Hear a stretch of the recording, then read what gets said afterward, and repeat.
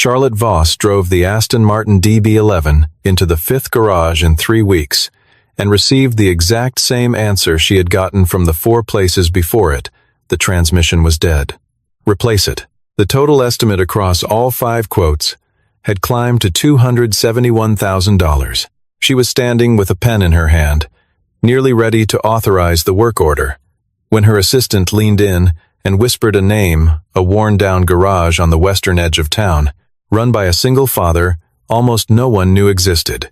No neon sign, no showroom, just motor oil and the sound of metal against metal, and a man named Isaac Hayes wiping his hands on a faded rag, looking like someone who had never in his life needed to impress anyone. Charlotte Voss had built Voss Prestige Motors into the 3rd largest luxury vehicle distribution network in the country before she turned 34, and she had done it without apology. She ran meetings the way surgeons ran operating rooms, with precision, economy, and the clear understanding that every second of indecision carried a cost. She did not arrive late. She did not offer unnecessary warmth. She did not waste time on feelings when facts were available, and she had spent enough years in boardrooms to know that people who led with emotion rarely lasted long enough to matter. The dealerships under the Voss name moved everything from Bentley to Lamborghini, and Charlotte had personally approved the purchase of the Aston Martin DB11 that now sat immovable in her private lot, an $800,000 machine she had selected as a gift to mark 10 years of partnership with Elliot Graves. The car had not been merely a gift.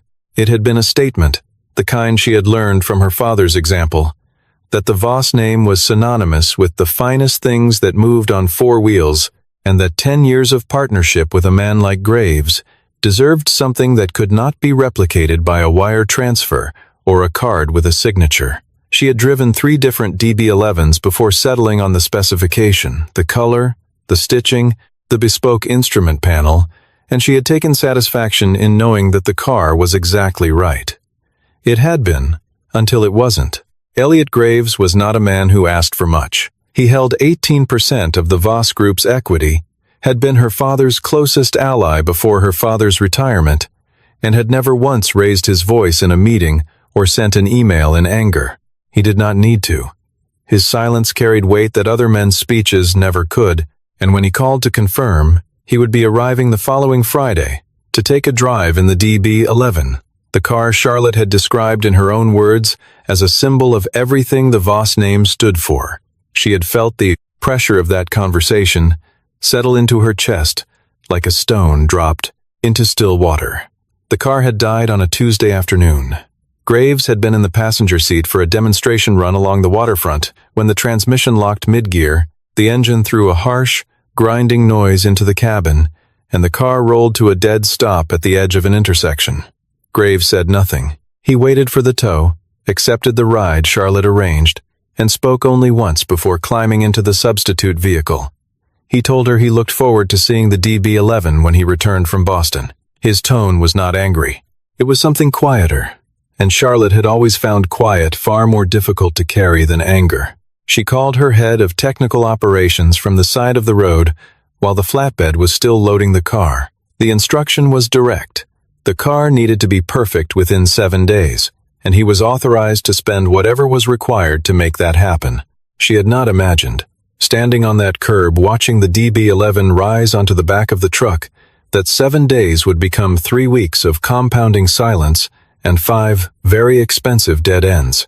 She had not imagined it because in the world Charlotte Voss operated in, problems at sufficient cost could always be solved. The only variable was the number. This time, the number kept changing, and the problem kept standing in place, unmoved, immovable, silent. The first call went to the authorized Aston Martin dealership on the north side, the only certified service center within 60 miles.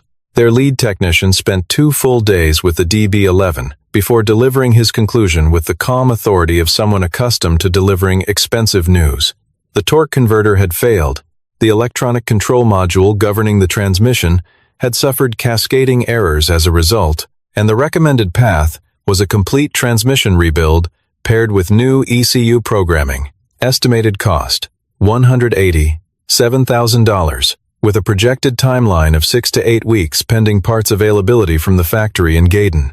Charlotte authorized a second opinion before the first invoice had even been printed. The ZF Service Center, the German manufacturer responsible for the actual gearbox unit inside the DB11, flew in a regional specialist who spent 3 days performing his own diagnostic. His report used different language but arrived at the same place. The clutch pack assembly had suffered thermal damage consistent with sustained overload.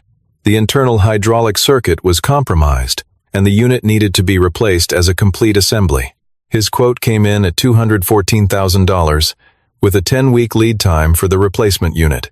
The third shop was a private facility called Exotic Transmission Specialists, a name that had come up twice among Charlotte's technical team, and once in a trade publication she had skimmed on a flight to Chicago. The owner had 40 years of experience with European luxury drivetrains and had personally worked on vehicles belonging to 3 motorsport teams.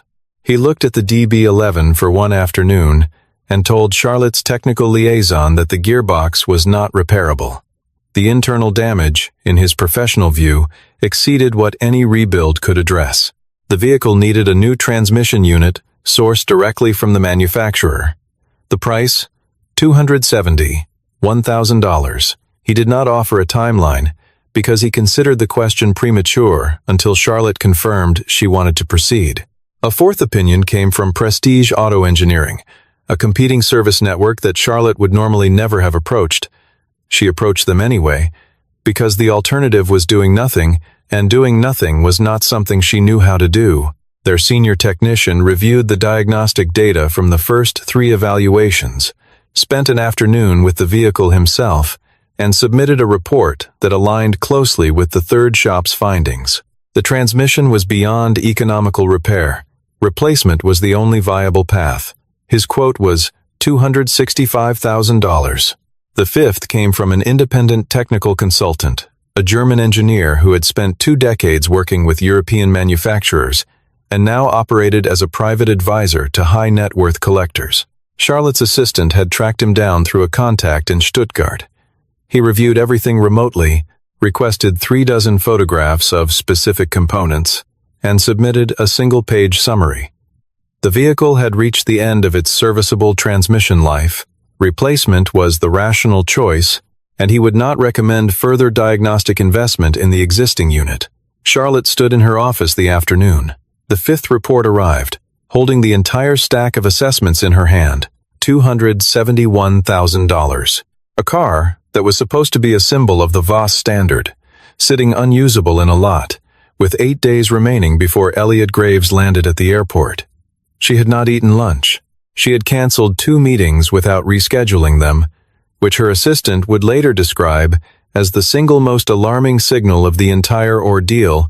Charlotte Voss did not cancel meetings. She sat down slowly in the chair behind her desk, looked out the floor-to-ceiling window at the city below, and thought about her father, who had built the first Voss dealership in a strip mall in Glendale with 12 employees and a handshake philosophy, and who had told her once, when she was still young enough to learn things without resistance, the most expensive mistake a person can make is paying to be wrong with confidence. She had been too successful for too long to remember that until now. Maya Collins had worked for Charlotte for 3 years and had learned in the first 3 months which battles were worth fighting and which were better left to time. She was 28, organized to a degree that bordered on architectural, and possessed of a quality rare in Charlotte's orbit. She told the truth, even when the truth was unwelcome, because she had long since calculated that the long-term value of honesty outweighed the short-term discomfort of delivering it. She knocked on Charlotte's office door at 4:30 in the afternoon and placed a small folded piece of paper on the desk without preamble. Charlotte looked at it. She looked at Maya. She asked what it was. A name, Maya said, and an address. The paper read, Isaac Hayes, Hayes Garage, Oak Creek Road, West Side. Charlotte picked it up the way she might pick up a note she expected to find disappointing. Isaac Hayes was 39 years old, Maya explained, working through it methodically. He had been raising his daughter alone since the girl was 9 months old.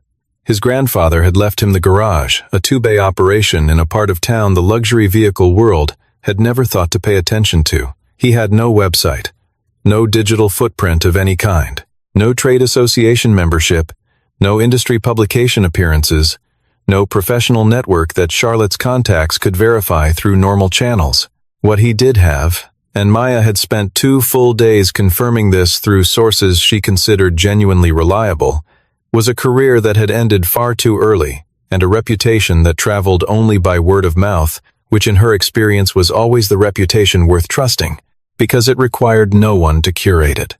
3 months earlier, a private collector in Dallas had brought Isaac a Bugatti Chiron that the factory's own authorized service team in California had declined to accept for repair. The collector had been told the vehicle's drivetrain had suffered irreversible damage in a flooding incident and the repair was not viable. He had been quoted $400,000 for replacement components alone, plus labor, and had been advised to consider the car a total loss.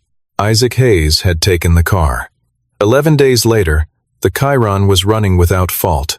The collector paid Isaac $6,200 and offered him 10 times that amount to relocate to Dallas, with a fully equipped facility provided at no cost.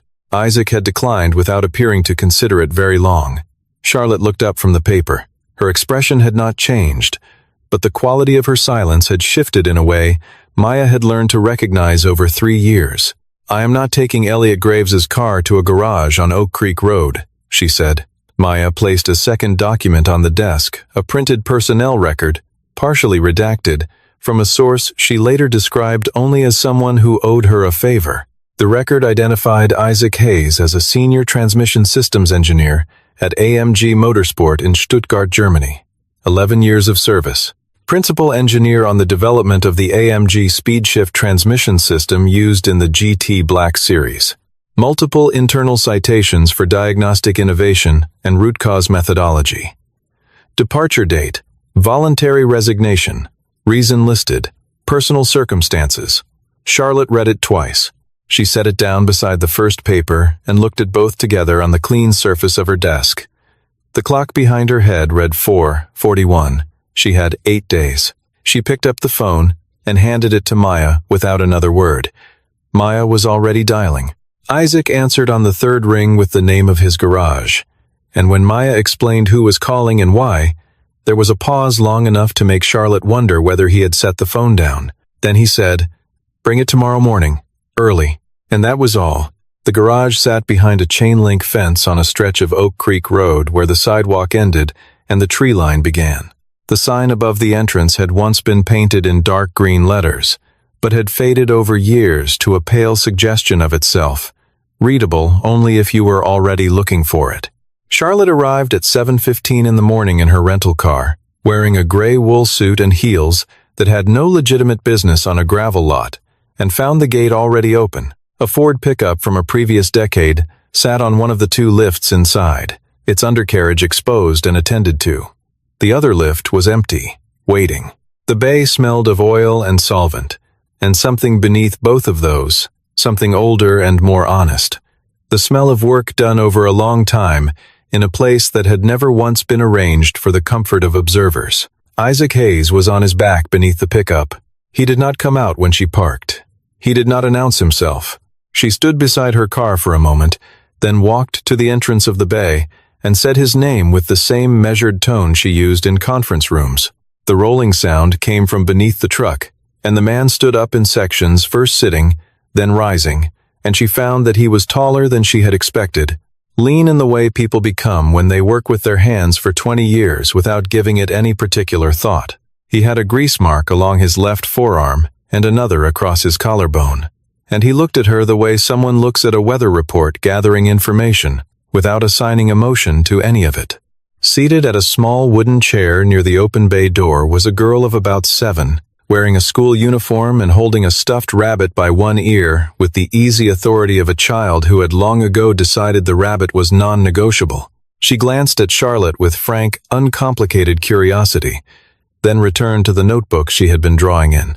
Charlotte laid out the situation the way she had practiced it during the drive. The DB11, the 5 assessments, the quotes, the timeline, Graves's arrival in 6 days. She used technical language deliberately, the way people do when they want to establish whether the person across from them is fluent or merely familiar. Isaac listened with his arms folded and his eyes on a point somewhere past her left shoulder. When she finished, he said nothing for a moment. Then he said, "Where's the car?" The flatbed arrived 20 minutes later. Isaac walked around the DB11 3 times after it came off the truck, his hands clasped behind his back, not touching anything. Charlotte watched him and found the restraint quietly maddening. She was accustomed to technicians who put their hands on things immediately, who needed contact before understanding could begin. Isaac did not appear to need contact. He looked at the car the way someone reads a page before deciding where to begin. He asked 3 questions. The first, had the vehicle been professionally cleaned before any of the 5 diagnostic visits? Charlotte said yes, she had wanted it presentable. He nodded. The second, who had been driving when the failure occurred, and for how long? She told him she had been at the wheel, Graves in the passenger seat, approximately 12 minutes into the drive. The third, had any fluid been serviced in the 60 days prior to the failure? She pulled the service records up on her phone. A transmission fluid top-off had been performed 6 weeks earlier during a routine appointment at the authorized dealership. Isaac absorbed this without visible reaction. Charlotte broke the silence deliberately. 5 specialists reviewed this vehicle. Each of them concluded the transmission is non-functional and requires replacement. Do you agree with that assessment? He looked at her for the first time since the car had arrived. His eyes were dark and level, and they held the specific calm of someone who had stopped needing to prove things a long time ago. Someone for whom the performance of confidence had become unnecessary because the thing itself was sufficient. I haven't opened it yet, he said. I don't agree or disagree with people who haven't opened it either. She was still processing that when Nora walked over and stood beside the rear quarter panel of the DB11, looking up at the long silver hood with the same unhurried seriousness her father carried. This is a pretty car, Nora said, to no one in particular. Dad always says pretty cars shouldn't die young. Charlotte did not know how to respond to a 7-year-old who had just said the most reasonable thing anyone had said to her in 3 weeks. Isaac set his terms without negotiation or preamble. He would take the car. He needed 7 days. Charlotte was not to enter the garage while work was in progress. No technical questions until he was ready to answer them. If she wanted to be present on the property during working hours, she was welcome to sit outside. He gestured toward the wooden chair Nora had vacated. Charlotte looked at the chair. It was the kind of furniture that had been repaired more than once by someone who valued it. She looked back at Isaac. What's your rate? She asked. We'll discuss that after I know what's actually wrong, he said. He picked up a rag from the workbench and turned back to the pickup on the lift. The conversation was over. Charlotte stood in the gravel lot for a moment, with no useful direction available to her. She had not sat outside a garage on a wooden chair waiting on someone else's schedule since she was a teenager spending summer afternoons waiting for her father to finish work so they could drive home together. She had a feeling she was about to do it for an entire week, and she had no framework for that. No template from any of the years she had spent building a world where she was always the one being waited for. On the first day, Isaac removed the access panels and dropped the undercarriage shield without a word in Charlotte's direction. She arrived at 7 in the morning and sat in the wooden chair just outside the bay door with a coffee she had bought from a gas station 2 miles away because there was nowhere between her hotel and Oak Creek Road that was open at that hour and had any business calling itself a coffee establishment. Nora arrived at 8:15, backpack on, rabbit tucked under one arm, and set a second gas station cup beside Charlotte's chair without saying a word, then walked inside to kiss her father goodbye before school. Charlotte looked at the cup for a moment. Then she picked it up. On the second day, she began to listen. Not to anything she could fully interpret. Isaac worked mostly in silence, and when he did speak, it was in fragments, low and technical, directed at the machine rather than at any person present. But twice in the afternoon she heard him shift into German, not conversational German, but the compressed, precise language of someone working through a calculation out loud, someone for whom the mother tongue of the problem was more efficient than anything else. She called Maya from the parking lot and asked if the firm had anyone on retainer who spoke German well enough to translate technical speech. Maya told her she would find someone. On the third day, Isaac came to the bay door at 2:30 and stood there long enough that Charlotte looked up from the proposal documents she had been reviewing on her phone. He said, "None of them were completely wrong." He paused. None of them were completely right either. He returned to the garage before she could ask what he meant. She sat with the sentence for the rest of the afternoon, turning it over, unable to place it. It was not reassurance. It was not a verdict. It was the kind of statement that contained an answer she did not yet have the surrounding context to understand. On the fourth day, Nora sat in the chair beside her after school and asked, with the directness that belongs exclusively to children and very old people, whether Charlotte had any kids. Charlotte said no. Nora considered this with the mild, unencumbered attention children give to facts that interest them. "My dad says people without kids worry more," she said, "because there's nobody else to think about besides yourself." Charlotte lowered her phone and looked at the girl. Nora was already back to her notebook, drawing what appeared to be a horse wearing a rather elaborate hat. Charlotte did not respond, because she was not sure the observation required one, and also because she suspected it was accurate in a way she had never had occasion to consider before. On the fifth day, Maya sent a 2-paragraph summary of a phone call she had managed to partially document through means she declined to fully explain. Isaac had called a number in Stuttgart at 11 in the evening. The contact had been identified provisionally as a former AMG engineer who had worked in the same transmission development division during the same period as Isaac. The call had lasted 41 minutes. Maya's translated summary of the key exchange. Isaac had been asking the contact to confirm a specific firmware parameter from a vehicle production batch manufactured during a particular 3-month window. The contact had confirmed it. Isaac had said, in German, "That's it." Then the call ended. Charlotte read Maya's summary 3 times and did not send a reply. She sat with it the way she had been sitting with everything that week, aware that something was being assembled in the garage on the other side of the wall, unable to see it, unwilling to stop waiting for it. On the 6th day, she drove to the garage and found a handwritten note taped to the gate, "Don't come today." She sat in her rental car on the side of Oak Creek Road for 1 hour and 40 minutes, watching a pair of mockingbirds negotiate a section of fence with increasing intensity before accepting that she was not going to be able to make herself leave.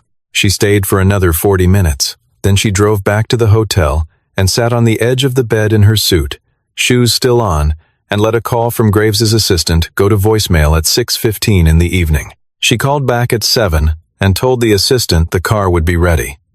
She said it with the certainty she had trained into her voice over 15 years of leadership. She was not certain. She was, for the first time in a very long time, operating on something closer to faith than evidence, and she did not have a name for what that felt like, only the awareness that it was unfamiliar and that she had not retreated from it.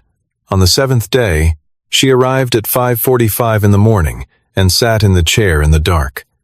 The street light at the near end of Oak Creek Road made a pale circle in the gravel. When Isaac came out of the garage at 6, he did not appear surprised to find her already there. He looked at her in the gray early light, considered something briefly, and said, "Come inside." The DB11 was on the lift, its undercarriage fully exposed, the transmission casing open in a way Charlotte had never seen outside of a manufacturer's technical manual. The interior of the gearbox was illuminated by 2 work lights, positioned with the careful logic of a surgical suite, and she could see the clutch assemblies and the valve body and the internal hydraulic channels with a clinical clarity that made the machine look less like a car component and more like something that had been persuaded to give up its secrets. Isaac stood beside the vehicle and spoke without looking at her, the way people speak when they are accustomed to explaining things to colleagues rather than to audiences. The transmission, he told her, was mechanically intact. Every internal component was within specification. The clutch pack showed normal wear consistent with the vehicle's mileage, nothing more. The torque converter was functioning correctly. The hydraulic circuit had no damage, no contamination, no evidence of the thermal stress that the second report had described as the primary cause of failure. Charlotte did not say anything. She was listening with the particular quality of attention that comes when someone is carefully dismantling a structure you have spent 3 weeks building and believing in. What had actually happened, Isaac continued, was a failure of the transmission oil pressure sensor, a component 73 millimeters in length, positioned on the lower valve body housing. The sensor had failed in a specific and uncommon way. Rather than going silent, it had sent a continuous false signal, indicating catastrophic pressure loss throughout the system. The vehicle's engine control unit had received that signal and responded exactly as it had been programmed to respond. It had activated a full protective lockout, freezing the transmission in a fail-safe state to prevent what it believed was imminent catastrophic mechanical failure. The gearbox had not failed. It had been ordered to stop by a module that was telling it something that was not true. The reason no one had identified this, he explained, was not a failure of intelligence or effort, but of specificity. The DB11 produced during a 3-month window of that particular production year, 47 vehicles in total, had been fitted with an ECU firmware version that processed pressure sensor failures differently from every other vehicle in the model line. In the standard firmware, a sensor fault triggered a dashboard warning and a reduced performance mode. In this version, it triggered a complete system lockout, with no fault code that any standard diagnostic scanner would read as sensor-related. Every tool connected to the car had read the lockout, interpreted it as the thing it most closely resembled, and concluded what the lockout appeared to say: total transmission failure. No one among the 5 specialists had gone looking for a cause behind the effect, because the effect was so absolute, it appeared to be self-explanatory. The knowledge of this firmware variant existed in a single internal document distributed at a closed technical workshop in Frankfurt, attended by a small number of transmission engineers from AMG and Aston Martin's development partners. Isaac had been in that room. He had filed the information carefully in the part of his memory reserved for things unlikely to matter soon, and 11 days ago, while walking 3 times around a car he had not yet touched, he had opened that file. The sensor itself had cost $340. The labor to replace it and recalibrate the ECU using the correct non-standard protocol, a process Isaac had completed across 2 nights, alone, while Charlotte sat in a hotel and tried not to think too directly about the word Thursday, had taken 4 hours. He had driven the car on Oak Creek Road at 2 in the morning, with Nora asleep in the back seat and her rabbit on the center console, because he had needed to be certain before he said anything. "What is the total?" Charlotte asked. Her voice came out quieter than she had intended, as though the room had changed the size of the space available for it. $840, Isaac told her. The sensor, the fluid replacement, and the ECU recalibration. He had documented every step. She did not react the way she might have expected herself to react. There was no relief, not immediately. What came first was a slow, settling reckoning with how close she had come to authorizing $271,000 of work on a component that required none, not because she had been careless or credulous, but because she had asked credentialed people the wrong question and accepted their answers as the available truth. She had asked what was wrong with the transmission. The right question had been what was wrong with the car. Isaac had asked the right question before touching a single part of either one. She turned from the vehicle and looked at the wall of the garage, truly looked at it for the first time in 7 days, and she saw the photograph. Isaac, at perhaps 28, in the navy coveralls of the AMG engineering team, standing in a workshop that looked like something between a laboratory and a cathedral of precision. Beside him, a woman with her head tipped easily toward his shoulder, and a smile that looked like it had always lived in her face and always would, cradled in Isaac's arms. A bundle so new to the world that the world had not yet fully registered it, scrawled in marker at the lower corner. Nora, Day 1. Charlotte looked at the photograph for a long moment. Then she turned back to Isaac. He was wiping his hands on a rag with the same unhurried motion she had watched him perform 100 times over the past 7 days, and he was not looking at her because he did not need to see her face to know what she was working out. She sat down in Nora's chair, which Isaac had at some point moved inside the bay, and she asked him something she had not planned to ask. "Why did you leave Stuttgart?" He folded the rag and set it on the bench. He was quiet for long enough that she thought he might choose not to answer. Then he said, "My wife passed when Nora was 9 months old. Aneurysm. No warning, nothing before it." He paused. I could not be in Germany and be a father at the same time. My grandfather had left me this. So I came back. He gestured at the garage with a motion that was neither dismissive nor proud, simply accurate, the gesture of a man indicating something that is simply and completely true. I chose Nora. Charlotte asked if he ever regretted the choice. He thought about that with the seriousness he brought to mechanical problems, not the performance of consideration, but the actual thing. Every day, he said, and not once. Charlotte sat with that answer for a moment. It was the kind of thing that sounds like a contradiction until suddenly it doesn't, until you understand that both halves are simultaneously true and that the only dishonest response would be to choose one over the other. Then, she laid it out plainly, without dressing it up. The position of Chief Technical Officer at Voss Prestige Motors. Complete authority over the service and engineering divisions. A salary she named without hesitation, because hesitating over a number she had already calculated would have been its own kind of insult. Equity participation. A proper facility with a team he would build himself, access to resources and vehicle catalogs and manufacturer relationships that the current situation had no path to, and the kind of platform that would let him work on problems truly worthy of what he knew. Isaac listened to all of it. He let the offer sit in the air between them for long enough that Charlotte could feel the weight of it. Then he shook his head. Once. Without theater or apology. Nora's school is 3 blocks from here, he said. I bring her lunch on Tuesdays. Her teacher lets me eat with the class because Nora asked and the teacher said yes. He looked at Charlotte directly. There is no salary that replaces that. Charlotte found she could not argue with this, which was unusual for her. She had arguments for most things. She asked instead, "Then what can I do for you?" And she meant it as the genuine question it was. Not a negotiating position, not a social courtesy, but the honest inquiry of someone who had just watched a man outperform every resource available to her, and who wanted to understand what the correct reciprocation looked like. Isaac thought about it in the same unhurried way he thought about everything. If you have a client with a car nobody can figure out, he said, you know where I am. That's enough. Charlotte nodded. She placed her business card on the bench beside the folded rag.